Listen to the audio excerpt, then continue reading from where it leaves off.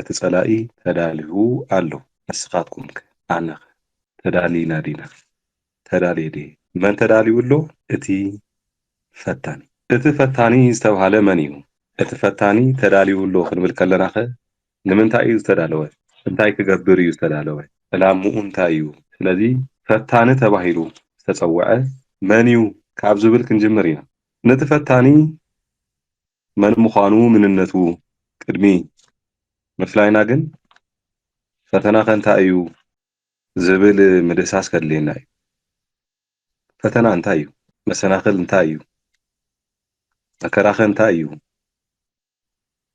መከራ ይበዚሑ ፈተና ይበዚሑ ኢልና ብተደጋጋሚ ኣብ ናብራና ንጽውዖ ቃል እዩ ፈተና ወይ እውን ድማ ሓደ ሰብ ሓደ ተምሃራይ ነቲ ዝተምሃሮ ምፍላጡን ዘይምፍላጡን ምርዳኡን ዘይምርዳኡን ማዕሮ ክንደይ ዝኣክል ነቲ ዝተምሃሮ ተገንዚብዎ ኣሎ ሒዝዎ ኣሎ ነዝብል ንምፍታሽ ሓደ መምህር ንደቀ መዝሙሩ ወይ ከዓ ንተኸተልቱ ወይ እውን ድማ ንዘምሃሮም ፈተና ይፍትን ፈተና እንታይ እዩ ክንብል ከለና ሓደ እዚ ትርጉም ዝኽሕዝ ይኽእል እዩ እንታይ እቲ ፈተና ዝበሃል መጽሓፍ ቅዱሳዊ ትርጉሙ ኸ እንታይ እዩ ምስ ህይወትና ዝተተሓሓዘ ኸ እንታይ እዩ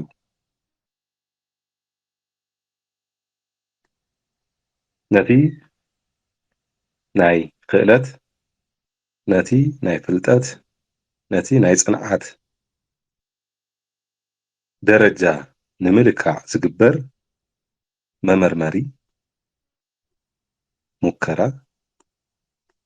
ሕቶ ክኸውን ይኽእል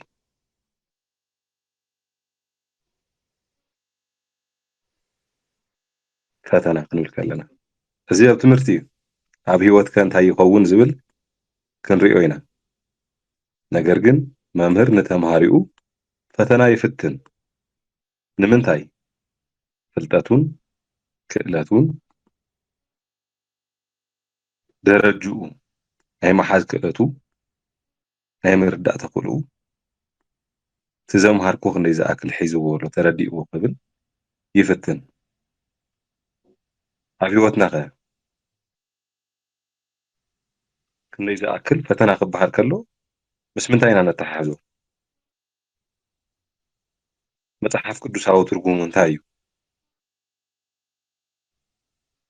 ካብዚ ዓለም ዝኸለኹም መከራ ኣለኩም ፈተና ኣለኩም ክብል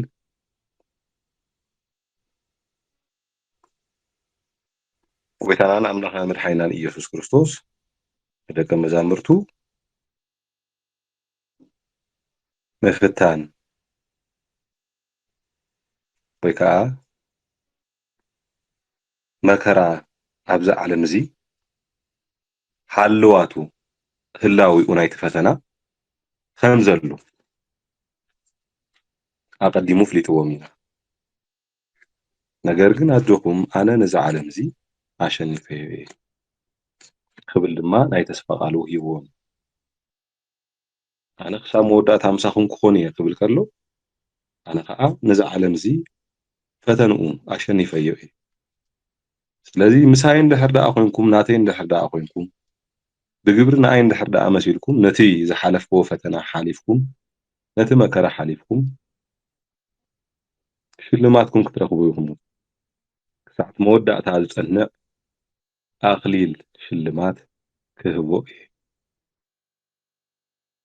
ክብል ጎይታና ገሊጹሎም እዩ ስለዚ ፈተና እዚ ድዩ እቲ ከምቲ መምህር ንተምሃራዩ ዝፍትኖ ዓይነት ፈተና ድዩ እቲ መምህር እውን ፈታኒ እዩ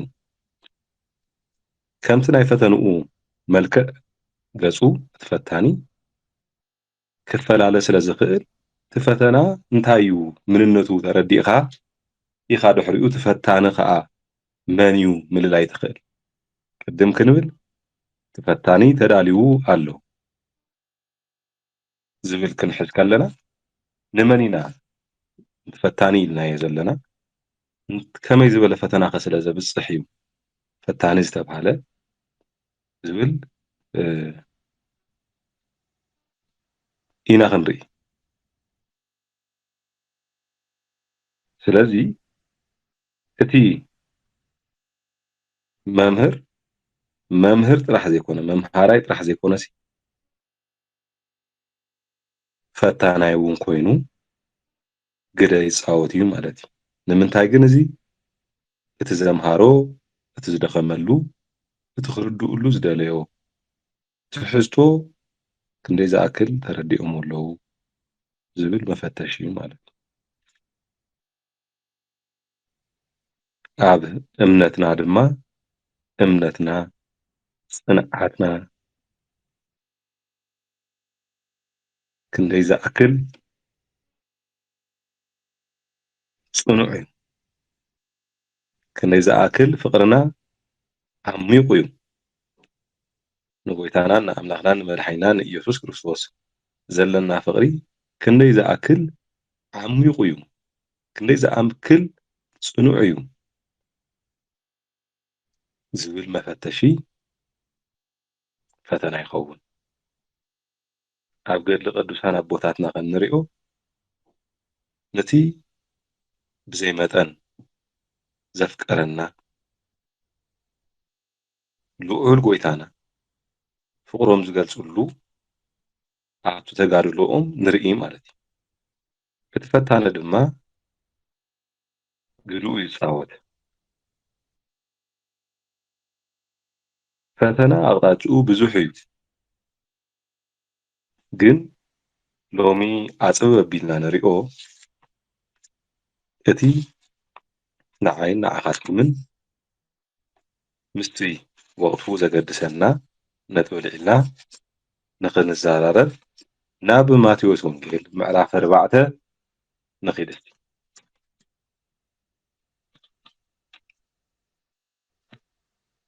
ካብቶም 4 ወንጌላውያን ዝኾነ ማቴዎስ ብዝቐደመ ናብርኡ ቀራጺ ከም ዝነበረ ዳሕራይ ድማ ተኸተለኒ ዝብል ናይ ጎይትኡ ድምፂ ሰሚዑ ሕሉፍ ግብሩ ገዲፉ ብግብሪ ብእምነት ንጎይትኡ ንኽኽተል ዝመረፀ ምሩፅ ወንጌላዊ ሐዋርያ እዩ ስለዚ ኣብ እዚ ወንጌላዊ ዝፀሓፎ ምዕራፍ 4 ክንርኢ ከለና ፍቕዲ ሓደ ከም ዝብል ነገር ንርኢ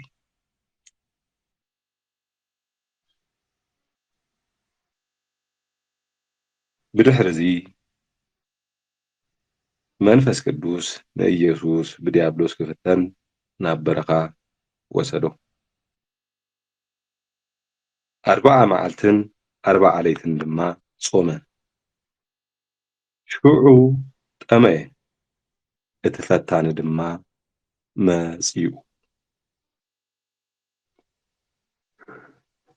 ጎይታን ኣምላኽና መድሓኒናን ኢየሱስ ክርስቶስ ክብሪ ምስጋና ይኹኖ ብፍቃዱ እስመ በፍቃዱ ወበስምረተ አቡሁ ወመንፈስ ቅዱስ ብፍቃዱን ብፍቃድ አቡኡን ብፍቃድ መንፈስ ቅዱስን ብፍቃድ ሓደ ስለ ዝኾኑ ቅድስት ሥላሴ ማለት ደኣ እምበር ብዘይ ፍቃዱ ናብትን ዝወስዶ ብዘይ ፍቃዱ ዘፈጽሞ ዘገድዶ ዋላ ሓደ እኳ የለን ክብሪ ምስጋና ንውዑ ይኹን ስለዚ ናብ በረኻ ወሰዶ እሞ ምእንቲ ምንታይ ግን ይብል ብዲያብሎስ ምእንቲ ክፍተን ስለዚህ እቲ ፈታኒ ዝተባሃለ ሎማዓንቲ ንዛዕባና ምኽንያት ዝኸውን እንታይ እዩ ንድሕር ኢልና ኮይና እቲ ፈታኒ ድማ መፀ ዝተባሃለ ዲያብሎስ እዩ። ዲያብሎስ ፈታኒ እዩ። ናይቲ ፈታኒ መጠን ድፍረቱ ከዓ ክንርኢ እንድሕር ክኢልና እንድሕር ልቢ ኢልና ኣስተውዒልና እግዚኣብሔር ንኩላና ናይ ልቢ ምስትውዓል ይሃበና። ብጎይታና እዩ ዝጀመሩ።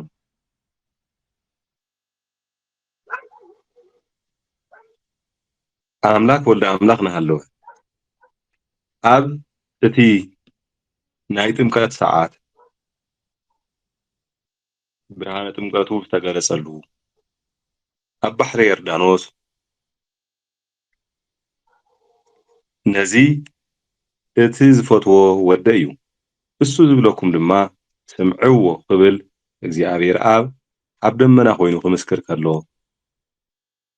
ዲያብሎስ ሰሚዑ እዩ ርኡ እዩ መንፈስ ቅዱስ ድማ ትእምርቱ ክገልጽ ኣብ ርእሲ ጎይታናን ኣምላኽና መድሓኒናን ኢየሱስ ክርስቶስ ተቂሙ እዩ።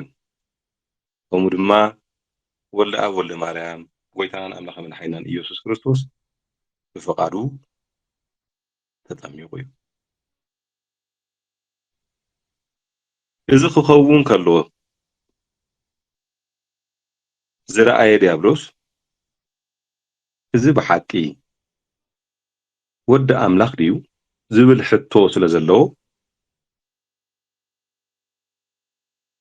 ኣምላኽ ድዩ ኣምላኽ ወልደ ኣምላኽ ድዩ ወይስ እንታይ እዩ ክብል ክፍትሽ ክፍትን ቀረበ። ፈታኒ እዩ ዲያብሎስ ናይ ምፍታን ተኽእሎ ኣለዎ።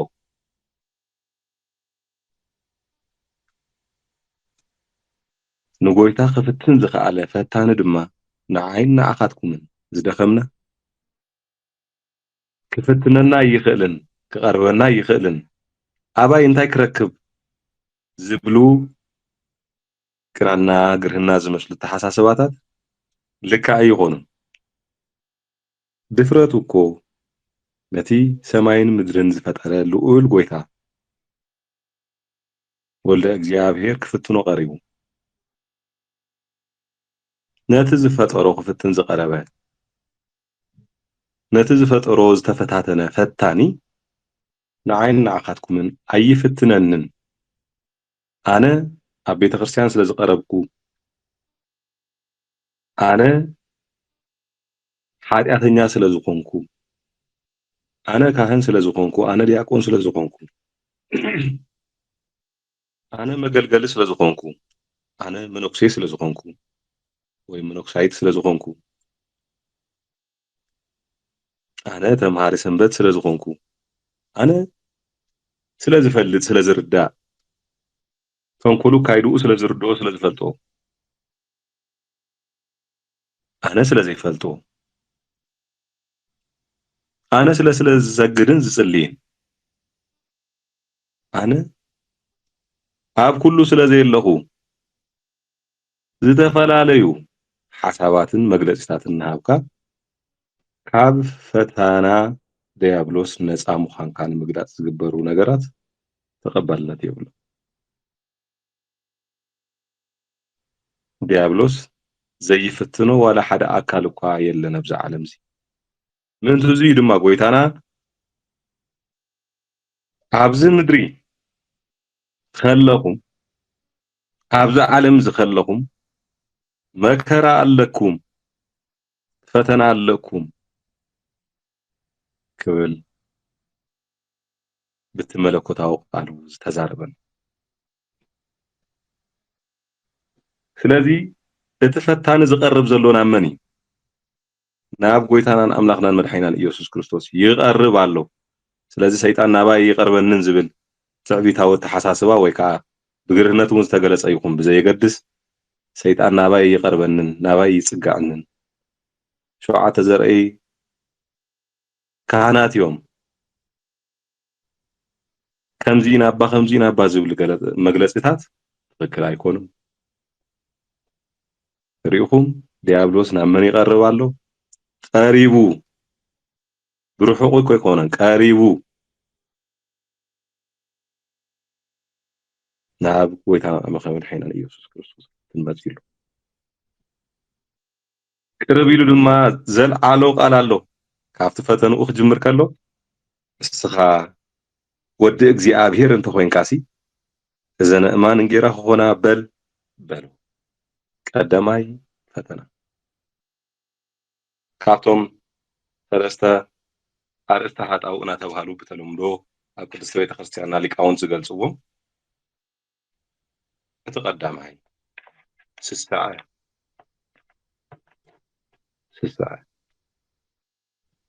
ስሳዕ ብመብልዕን መስተን ስሳዕ ብዓይኒ ስሳዕ ስሱዕ ዓይኒ ኣሎ ስሳዕ ብባህጊ ስሳዕ ብዝተፈላለዩ መልክዑ ይግለጽ ከም ዝጠመየ ፈሊጡ ቀረቦ መጽሓፍ ቅዱስ 40 መዓልትን 40 ለይትን ጾይሙ ድሕሪ ምባሉ ሽዑ ጠመየ ይብለና። እቲ ፈታኒ ዝፍትነሉ ሰዓት ኣጸቢቑ ከም ዝፈልጥ ካብዚ ክንርዳእ ይግባአና። ዝፍትነሉ ሰዓትን ዕለትን ዝፍትነሉ ኩነታትን ተጸቢዩ ከም ዝፍትነና በዚ ክንርዳእ ይግባእ። ጎይታ ምስጋና ይኹኖ ስጋና ድኹም ስጋና ስለ ዝለበሰ ጠመየ። ናይ ስጋ ባህሪ ጥሜት ምጽማእን ምጥማይን ስጋዊ ባህሪ ነቲ ስጋና ስለ ዝለበሶ ግን ጎይታ ጠመየ። ክሳብ ዝጠሚ ከዓ ዲያብሎስ ኣይፈተኖን ኣቐዲሙ ክሳብ ዝጠሚ ተጸበየ። ስለዚ ዲያብሎስ ክሳብ እንጀራ ትስእን ክሳብ ትጠሚ ኣብ ኢድካ ዘሎ ኩሉ መማረጺ ክሳብ እትውድእ ይጽበየካ እዩ። ዝፍትነሉ ኩነታት ኣቐዲሙ ኣጽኒዑ ዝርዳእ እዩ። ነገር ግን ኣብዚ ክንርድኦ ዝግባአና ከዓ ሓደ ነገር ከምቲ እሱ ዘጽንዓና ንሕና ከነጽንዖ ዶ ንኸውን እዩ። ኣካይድኡ ስርሑ ናይ ጥፍኣት መንገዱ ነጽንዖ ዶ ጸላኢኻ ድኹም ጎኑን ዝጠንከረ ጎኑን እንታይ ምዃኑ ባህርያቱ እንታይ ምዃኑ ኣካይድኡ እንታይ ምዃኑ ምፍላጥ ኣገዳሲ ከም ዘይኮኑ ዝገልጹ ብዙሓት መማህራን ኣለውና ኣብ ቅድስቲ ቤተ ክርስቲያን። እግዚኣብሔር እንተፈሊጥካ ይኣኽለካ እዩ ዝብል ብሓቂ እግዚኣብሔር ልኡል ምፍላጥ ቅድሚ ኩሉ ክስራዕ ዝግብኦ ፍልጠት እዩ። ናይ ፍልጠት ኩሉ ቅድሚት ክስራዕ ዝግብኦ ናይ ጥበብ ኩሉ ቅድሚት ንእግዚኣብሔር ምርዳእን ምፍላጥን እዩ። ነቲ ዝፈጠረካን ዝሰርዓካን ሃለወቱ ምፍላጥን ምርዳእን ግድን እዩ። ነቲ እዚ ኸይኸውን ምስ እግዚኣብሔር ዘለካ ርክብ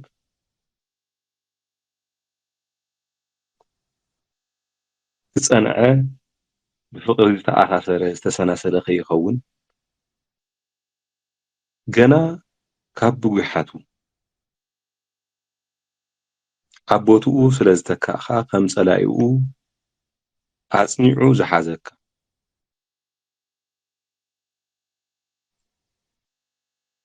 ወዲ ኣዳም ብምዃንካ ጥንቲ ጸላኢኡ ከም ዝኾንካ ኣጸቢቑ ዝፈልጥን ዝርዳእን ንዓኻ ብምብቃሉ ንዓኻ ብምጥፍኡ ካብ እግዚኣብሔር መንገዲ ንዓኻ ብምኹብላሉ ከም ዓወትን ከም ዕላማን ገይሩ ዝጓዓዝ ጸላኢ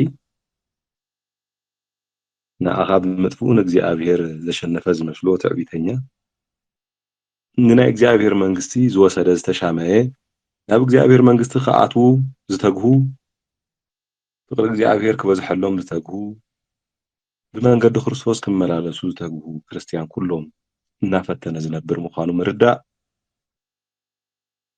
ኣገዳሲ ፍልጠት እዩ። ዓቕሚ ጸላኢኻ ዓቕምኻ ምርዳእ ኣብ ውግእ ወይ ከዓ ኣብ ተጋድሎ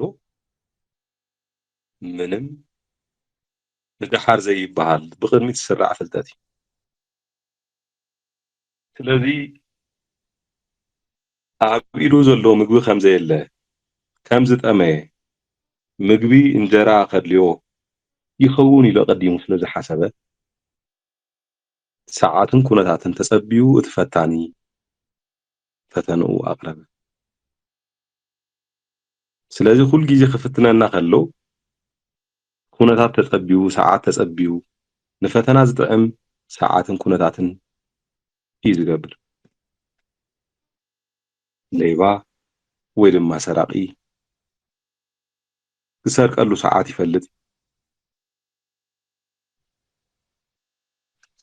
ተጠንቂቕና ተዳሊውና ኣብ ዝተጸበናሉ ሰዓት ዘይኮነሲ ኣብ ዝደቀስናሉ ልቢ ዘይንብለሉ ኣብ ዝደኸምናሉ ሰዓት ደኣ እምበር ኣብ ዝነቓሕናሉ ሰዓት ኣይኮነን ሰራቂ ዝሰርቕ። እቲ ሰራቂ ክሰርቕን ከጥፍእን ክቐትልን ከም ዝመጽእ ድማ ልዑል እግዚኣብሔር ኣምላኽና ገሊጽዎ እዩ። ጎይታና ኣምላኽና መድሓኒና ኢየሱስ ክርስቶስ ኣብ ዮሃንስ ወንጌል ምዕራፍ 10 ካብ ፍቕዲ 7 ከም ዝኽብል ገለጸ። ብሓቂ ብሓቂ እብለኩም ኣለኹ እቲ ኣፍ ደገ ኣባጊዕ ኣነ እየ። እቶም ቅድመይ ዝመጹ ኩላቶም ሰረቕትን ጓሓሉትን እዮም፣ እተን ኣባጊዕ ግና ኣይሰምዖን እዮም። እቲ ኣፍ ደገ ኣነ እየ። ብኣይ ዝኣቱ ክድሕን እዩ፣ ክኣቱን ክወፍርን እዩ፣ መጓሰዩ እውን ክረክብ እዩ።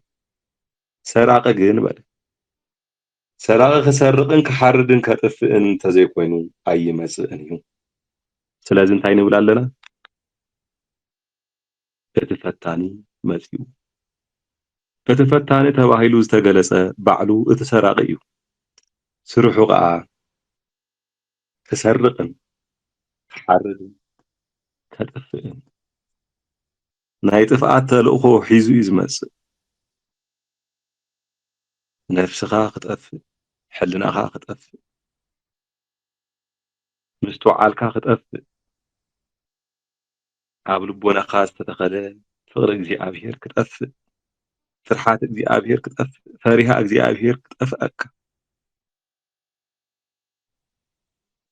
ስብእና ክጠፍአካ፣ ሰውነት ክጠፍአካ፣ ሰብ ኢሉ ዘኽበረካ ካብ እግዚኣብሔር ኣምላኽ ዝረኸብካዮ ኣምሳላዊ ውህብቶ ክጠፍአካ